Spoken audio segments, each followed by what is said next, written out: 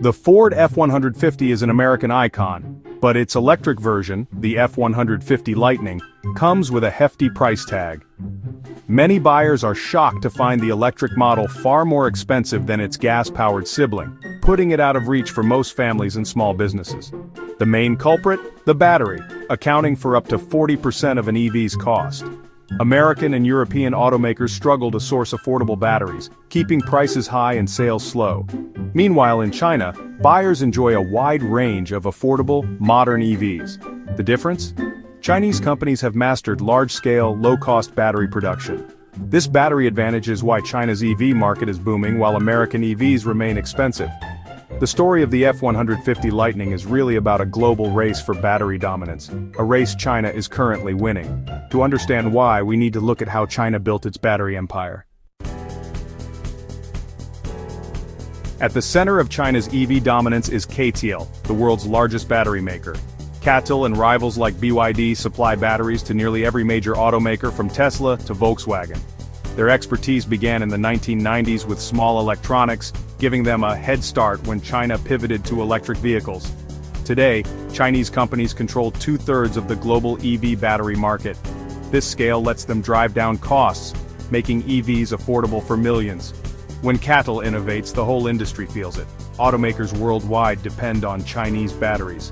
The battery's cost is the biggest factor in an EV's price, so China's efficiency shapes the global market. Chinese consumers can buy well-equipped EVs for a fraction of US prices. The real EV battle is fought in battery labs and factories, and China is winning. Their battery kingdom is the engine behind the world's electric future. China's EV rise is no accident. It's the result of a bold, long-term government plan. 2 decades ago, Beijing targeted electric vehicles to cut oil imports and fight pollution. Unlike traditional cars, EVs offered a level playing field, giving China a chance to leap ahead. The government poured billions into subsidies, tax breaks, and R&D, fueling hundreds of startups. State banks provided cheap loans, and local governments offered land for factories. Cities like Shenzhen electrified entire bus fleets, guaranteeing demand for local companies like BYD. This ecosystem of support, money, land, customers, reduced risk and encouraged rapid growth. The result, China's EV market exploded from a niche to the world's largest. It wasn't just one policy but a coordinated push on all fronts. China's patient strategic intervention built an industry from scratch. The payoff? A global EV powerhouse. Winning the EV race meant winning over drivers, not just factories. China made EVs attractive with perks like special green license plates, a status symbol with real benefits. In cities with strict driving restrictions, EVs with green plates could drive any day, bypassing traffic bans.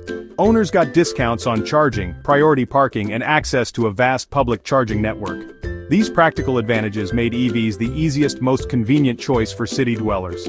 The government removed barriers, range anxiety, parking, access, making EVs the path of least resistance. For many, buying electric became about convenience and quality of life, not just the environment. The green plate became a passport to a better urban life, accelerating China's EV adoption. China didn't just support its EV industry, it protected it. Foreign automakers could only access subsidies if they used Chinese-made batteries, forcing them to partner with local suppliers.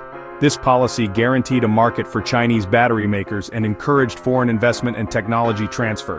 Tesla's Shanghai Gigafactory is a prime example. It brought expertise but also strengthened local supply chains. As Chinese brands like BYD and NIO matured, they became global competitors, innovative, stylish, and affordable. By the time subsidies ended, China's EV industry was strong enough to stand alone. The result, homegrown champions ready for the world stage. China's EV dominance is rooted in its control of the entire battery supply chain. Chinese firms secure raw materials like lithium and cobalt worldwide, often with state backing. They dominate refining, turning raw ore into battery-grade materials, a step many Western countries avoid. China produces most of the world's battery components, like graphite anodes and cathodes. Even foreign battery makers rely on Chinese suppliers for key parts. Companies like CATL and BYD lead in assembling finished battery packs at massive scale and low cost. This end-to-end control creates an efficient, closed-loop system that's tough to replicate. It's the hidden engine behind China's electric vehicle success. China's technological edge comes from its embrace of lithium iron phosphate, LFP batteries. LFP batteries skip expensive nickel and cobalt, making them cheaper and more stable. Chinese firms like BYD solved early LFP drawbacks, boosting range and safety with innovations like the Blade battery. This breakthrough slashed costs, unlocking truly affordable EVs for the mass market. Now nearly all LFP batteries are made in China, powering a growing share of global EVs. Even Western automakers are turning to Chinese LFP tech to cut costs. As China exports its battery technology worldwide, it's setting the new global standard. The LFP revolution is China's ace in the electric car race. While China executed a unified strategy, the US has struggled to keep pace. American EVs remain expensive, largely due to a lack of domestic battery supply and reliance on costly imports.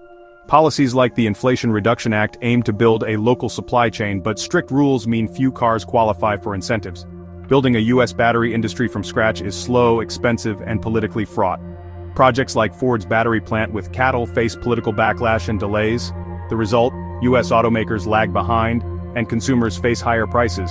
China's coordinated approach contrasts sharply with America's fragmented efforts. The US faces a long, uncertain road to EV competitiveness. The world faces a tough decision shaped by China's EV success. Embracing Chinese technology means faster, cheaper EV adoption and progress on climate goals, but it also creates deep dependencies and geopolitical risks, as seen when China restricted battery tech exports. Western nations must choose partner with China for speed, or build independent supply chains for security, at a higher cost and slower pace. There's no easy answer. The stakes are global power, economic security, and the climate crisis. The electric vehicle story is now about more than cars. It's about the future of industry and international influence. How the world navigates this choice will shape the next era of transportation. The race for an electric future is on, and the outcome is still unwritten.